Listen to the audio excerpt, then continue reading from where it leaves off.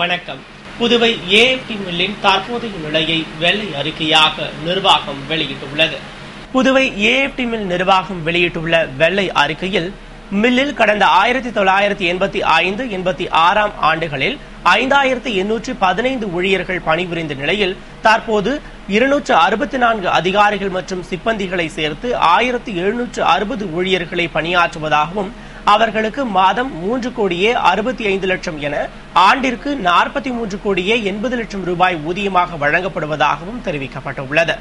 இவை தவிர கேண்டீன் செலவுகளாக ஆண்டிற்கு 1 கோடியும், தொழிலாளர் நலத்திட்டங்களுக்காக 1 கோடியும், மின்கட்டணம் மற்றும் நிர்வாக செலவுகளுக்காக 4,80,00,000, போனஸ் வழங்க 2,30,00,000 என ஆண்டு முழுவதும் 53,20,00,000 ரூபாய் தேவைப்படும் நிலையில், புதுவை அரசு ஆண்டிற்கு 45 கோடி ரூபாயை மூலதனம் மற்றும் கொடையாக வழங்குவதாகவும், அதிலும் சென்ற ஆண்டு 36 கோடி ரூபாய் மட்டுமே வழங்கியதால் ஆண்டுதோறும் பற்றாக்குறை ஏற்படுவதாகவும் தெரிவிக்கப்பட்டுள்ளது.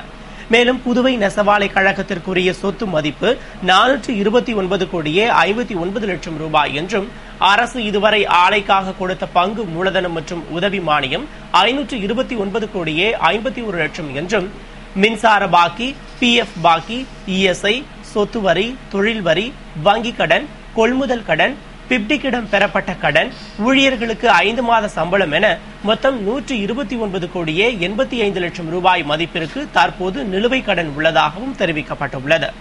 இதனிடையே தொழிலாளர்களில் ஒரு சாரர் உற்பத்தி அளவை குறைத்து மில்லுக்கு நஷ்டத்தை ஏற்படுத்திய நிலையில், அரசுக்கு ஏற்பட்ட நிதி நெருக்கடி காரணமாக சம்பளம் வழங்க தாமதம் ஏற்பட்டதால், அதனை பயன்படுத்தி ஒரு சாரர் ஒழுங்கின நடவடிக்கையில் ஈடுபட்டு வேலை செய்ய மறுத்து போராட்டம் நடத்தியதால் தவிர்க்க முடியாத காரணங்களால் மில்லிற்கு விடுமுறை அளிக்கப்பட்டதாகவும் தெரிவிக்கப்பட்டுள்ளது.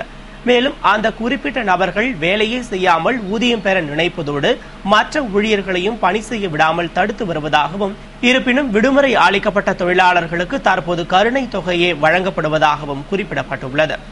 இதுவரை பஞ்சாலை கழகத்திற்கென முழு நேர ஒரு IAS அதிகாரி நியமிக்காததே இதுவரை நடைபெற்றுள்ள முறைகேடுகளுக்கு காரணம் என்றும், இந்நிலையில் மில்லின் உயர் பதவிகளான இணை மேலாண் இயக்குனர், ஆலை மேலாளர் பதவிகள் தற்போது காலியாக உள்ளதாகவும், பல முக்கிய துறை தலைவர்கள் உட்பட 18 அதிகாரிகளும் பொது மேலாளரும் தன் விருப்ப ஓய்வு திட்டத்தில் செல்ல விண்ணப்பித்துள்ளதால், முக்கிய நிர்வாக அதிகாரிகள் மற்றும் துணைத் தலைவர் இல்லாமல் தொடர்ந்து மில்லை இயக்குவது கடினமான செயல் என்றும் தெரிவிக்கப்பட்டுள்ளது.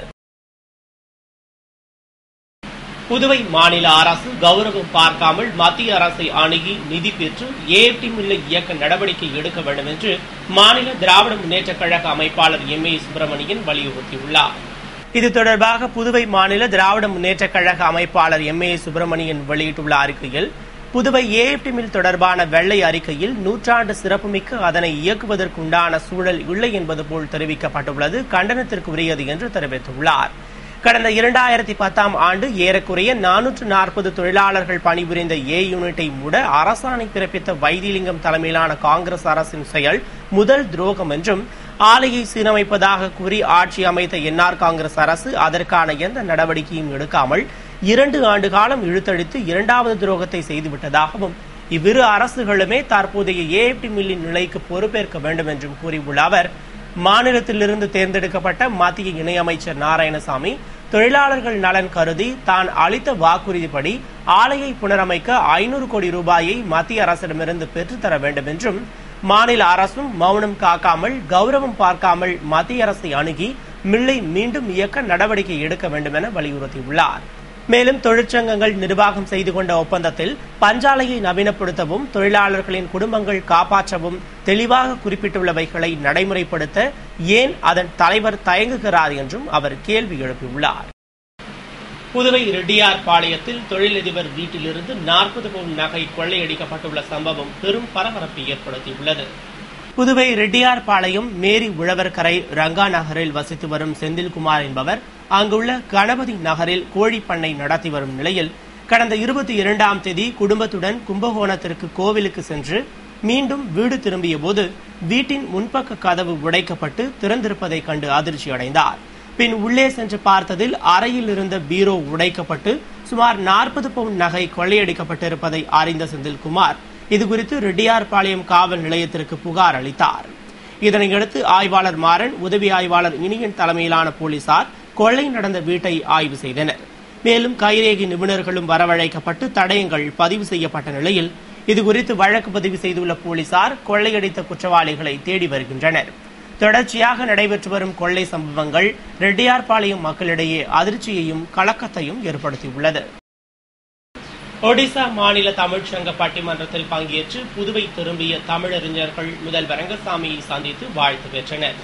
ஒடிசா மாநிலம் புவனேஸ்வர் தமிழ்ச்சங்கம் சார்பில் கடந்த 21ஆம் தேதி சித்திரை திருவிழா சிறப்பு பட்டிமன்றம் நடத்தப்பட்டது. இதில் புதுவையிலிருந்து தமிழறிஞர் கலைமாமணி வேல்முருகனை நடுவராக கொண்ட 6 பேர் குழு, புதுவை தமிழ்ச்சங்க ஆட்சிக்குழு உறுப்பினரும் தேசிய விருதாளருமான ஆதவன் தலைமையில் ஒடிசா சென்று பங்கேற்று புதுவை திரும்பினர். இவர்கள் முதல்வர் ரங்கசாமியை மரியாதை நிமித்தமாக சந்தித்து வாழ்த்து பெற்றனர். கலைமாமணி வேல்முருகனை நடுவராக கொண்டு புவனேஸ்வர் சென்ற 6 பேர் குழுவினர் அனைவரும் இந்த சந்திப்பின் போது உடனிருந்தனர். புதுவை மாநில திமுக மகளிர் தொண்டரணி சார்பில் நடத்தப்பட்ட இலவச மருத்துவ மற்றும் கண் சிகிச்சை முகாமை மாநில அமைப்பாளர் எம்.ஏ. சுப்பிரமணியன் துவக்கி வைத்தார். புதுவை மாநில திராவிட முன்னேற்றக் கழக மகளிர் தொண்டரணி மற்றும் தட்டாஞ்சாவடி தொகுதி சார்பில் திமுக பொருளாளர் ஸ்டாலின் மணி விழாவை முன்னிட்டும் இளைஞர் எழுச்சி நாளை கொண்டாடும் வகையிலும் மாபெரும் இலவச மருத்துவ முகாம் மற்றும் இலவச கண் சிகிச்சை முகாம் கவுண்டன்பாளையம் AKR லட்சுமி திருமண நிலையத்தில் நடைபெற்றது. வட்டச் செயலாளர் கலியமூர்த்தி தலைமையில் மகளிர் தொண்டரணி அமைப்பாளர் சாதனா முன்னிலையில் நடைபெற்ற முகாமை மாநில அமைப்பாளர் எம்.ஏ. சுப்பிரமணியன் சிறப்பு விருந்தினராக கலந்து கொண்டு துவக்கி வைத்தார். கழக பொருளாளர் அனிவால் கென்னடி, தலைமை பொதுக்குழு உறுப்பினர் M.K. பழனி, அருள் செல்வி, மல்லிகா மாயகிருஷ்ணன், வழக்கறிஞர் அணி முத்துவேல், கலை இலக்கிய பேரவை செயலாளர் செந்தில், தொழிலாளர் முன்னேற்ற சங்க செயலாளர் பிராங்க்லின் பிரான்சுவா, மீனவரணி அமைப்பாளர் கோதண்டபாணி, ஆதிதிராவிடர் நலக்குழு அன்புச்சூரியன், தொகுதி பிரமுகர் இளங்கோவன் உள்ளிட்ட திமுக நிர்வாகிகள் ஏராளமானோர் முகாமின் போது உடனிருந்தனர். மருத்துவக் குழுவினர் பங்கேற்று பரிசோதித்த முகாமில் பொதுமக்கள் ஏராளமானோர் கலந்து கொண்டு பயனடைந்தனர். புதுவை மதுக்கடையில் ஊழியர் மர்மமான முறையில் இறந்துள்ளது தொடர்பாக போலீசார் விசாரணை நடத்தி வருகின்றனர். புதுவை முருங்கப்பாக்கம் ரைஸ் மில் வீதியைச் சேர்ந்த கண்ணன் என்பவர் ரங்கப்பிள்ளை வீதியில் உள்ள மதுக்கடையில் ஊழியராக பணிபுரிந்து வந்த நிலையில் இன்று 24ஆம் தேதி மதுக்கடையிலேயே மர்மமான முறையில் இறந்து கிடந்தார். காலை வழக்கம் போல் பணிக்கு வந்த மதுக்கடை மேலாளர் மற்றும் ஊழியர்கள் கண்ணன் பற்கள் உடைக்கப்பட்டு முகத்தில் இரத்த காயங்களுடன் அங்குள்ள அறையில் இறந்து கிடந்ததை கண்டு அதிர்ச்சியடைந்து பெரியகடை காவல் நிலையத்திற்கு தகவல் தெரிவித்தனர். இதனையடுத்து சம்பவ இடத்திற்கு சென்ற ஆய்வாளர் அங்கப்பன், உதவி ஆய்வாளர் சஜித் தலைமையிலான போலீசார் உடலை மீட்டு பிரேத பரிசோதனைக்காக அரசு மருத்துவமனைக்கு அனுப்பி வைத்தனர். தகவல் அறிந்த கண்ணனின் மனைவி மற்றும் உறவினர்கள் மருத்துவமனை வளாகத்தில் திரண்டு அவரது மரணத்தில் சந்தேகம் இருப்பதாக போலீசாரிடம் தெரிவித்தனர். இதனையடுத்து சம்பவம் தொடர்பாக வழக்கு பதிவு செய்துள்ள பெரியகடை காவல்துறையினர் ஊழியர்களிடையே நடந்த தகராறில் கண்ணன் கொலை செய்யப்பட்டாரா அல்லது வேறு எதுவும் அசம்பாவிதம் நடைபெற்றதா என்ற கோணங்களில் விசாரணை நடத்தி வருகின்றனர். கல்வி உரிமை சட்டத்தை அமல்படுத்த வலியுறுத்தி புதுவை கல்வித்துறை முன்பு போராட்டம் நடத்திய பாஜகவினர் திடீர் முற்றுகையில் ஈடுபட்டதால் பரபரப்பு ஏற்பட்டது. புதுவை மாநில பாரதிய ஜனதா கட்சியினர் கல்வித்துறை முன்பு கண்டன ஆர்ப்பாட்டம் நடத்தினர். நாடாளுமன்றத்தில் நிறைவேற்றப்பட்ட கல்வி உரிமை சட்டத்தை புதுவையில் அமல்படுத்தி தனியார் பள்ளிகளில் ஏழை மாணவ மாணவிகளுக்கு 25% இடஒதுக்கீடு பெற வேண்டும், அப்படி சேர்க்கப்படும் ஏழை மாணவர்களுக்கு முழு கல்வி கட்டணத்தையும் அரசே தனியார் பள்ளிகளுக்கு வழங்க வேண்டும் உள்ளிட்ட கோரிக்கைகளை வலியுறுத்தி மாநில தலைவர் விஸ்வேஸ்வரன் தலைமையில் பொதுச் செயலாளர் சாமிநாதன் முன்னிலையில் ஆர்ப்பாட்டத்தில் ஈடுபட்ட பாஜக நிர்வாகிகள் மற்றும் தொண்டர்கள் கல்வித்துறை இயக்குநர் உடனடியாக நேரில் வந்து பதிலளிக்க வலியுறுத்தி அலுவலகத்திற்குள் சென்று திடீர் முற்றுகையிட்டு கோஷங்கள் எழுப்பியதால் பெரும் பரபரப்பு ஏற்பட்டது. இதுகுறித்து தகவல் அறிந்த உருளையன்பேட்டை காவல்துறையினர் சம்பவ இடத்திற்கு சென்று முற்றுகையில் ஈடுபட்டவர்களுடன் பேச்சுவார்த்தை நடத்தியதை தொடர்ந்து அவர்கள் கலைந்து சென்றனர்.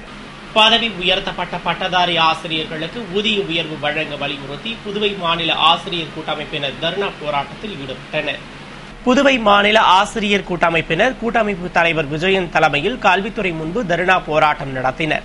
அரசு ஆணைப்படி சீனியர் ஸ்கேல் பெற்ற ஆசிரியர்களுக்கு ஏசிபி வழங்க வேண்டும், மாற்றல் கொள்கை அடிப்படையில் பணியிடை மாற்றம் செய்ய வேண்டும், பதவி உயர்த்தப்பட்ட 847 பட்டதாரி ஆசிரியர்களுக்கு 1/1/1996 முதல் அரசு ஆணைப்படி ஊதிய உயர்வு வழங்க வேண்டும் உள்ளிட்ட பல்வேறு கோரிக்கைகளை வலியுறுத்தி நடத்தப்பட்ட போராட்டத்தில் கூட்டமைப்பு நிர்வாகிகள் கலைதாசன், ஆறுமுகம், நாராயணசாமி ஆகியோர் கண்டன உரையாற்றினர். ஏராளமான ஆசிரியர்கள் போராட்டத்தில் கலந்து கொண்டு கோரிக்கைகளை வலியுறுத்தி கோஷமிட்டனர். புதுவை பிள்ளையார்குப்பத்தில் அமைந்துள்ள ஸ்ரீ கூத்தாண்டவர் கோவில் திருத்தேர் பவனி விழா வெகு சிறப்பாக நடைபெற்றது. புதுவை வில்லியனூர் கொம்யூன் பிள்ளையார்குப்பத்தில் அமைந்துள்ள அருள்மிகு ஸ்ரீ கூத்தாண்டவர் திருக்கோவிலின் திருத்தேர் விழா கடந்த 9ஆம் தேதி விநாயகர் பூஜையை தொடர்ந்து கொடியேற்றத்துடன் துவங்கியது. தொடர்ந்து தினமும் சிறப்பு பூஜைகளும், சாகை வார்த்தல், ஊரணி பொங்கல், திருக்கல்யாணம் மற்றும் பக்தர்கள் தாலி கட்டும் நிகழ்ச்சியும் சிறப்பாக நடைபெற்ற நிலையில் முக்கிய நிகழ்வான திருத்தேர் உற்சவம் இன்று 24ஆம் தேதி வெகு சிறப்பாக நடைபெற்றது. இதனை முன்னிட்டு காலை சிறப்பு அபிஷேக ஆராதனையும் தொடர்ந்து நடைபெற்ற ஸ்ரீ கூத்தாண்டவர் சுவாமி திருத்தேர் உற்சவத்தில் ஏராளமான பக்தர்கள் கலந்து கொண்டு தேரை வடம் பிடித்து துவக்கி வைத்தனர்.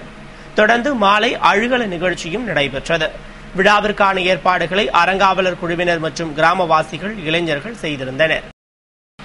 அரியாங்குப்பம் சண்முகம் நகருக்கு அடிப்படை தேவைகளை செய்து கொடுக்க வலியுறுத்தி கொம்யூன் பஞ்சாயத்து அலுவலகத்தை முற்றுகையிட்ட விடுதலை சிறுத்தைகள் கட்சியினரை காவல்துறையினர் கைது செய்தனர்.